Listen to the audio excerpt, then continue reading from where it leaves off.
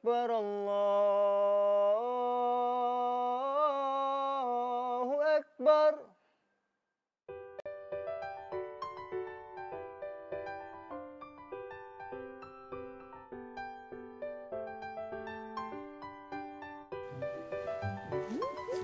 Ayo, mari let's go. Kita teruskan misi kita. Kau ni kenapa nak halang laluan orang? Sorry lah. Aku tak pasal kau kat belakang.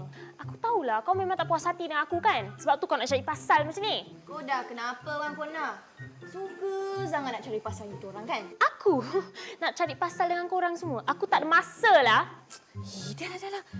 Shh. Korang ni kan kawasan surau. Jangan buat bising lah. Dah lah. Kita nak balik.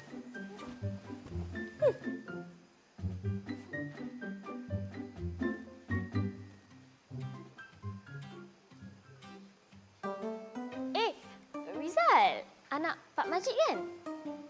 Sorry, saya lupa. Awak siapa? Saya lah Wan Kona. Lupalah tu. Lah, Kona ke? Ingat siapa tadi? Saya lah Kona.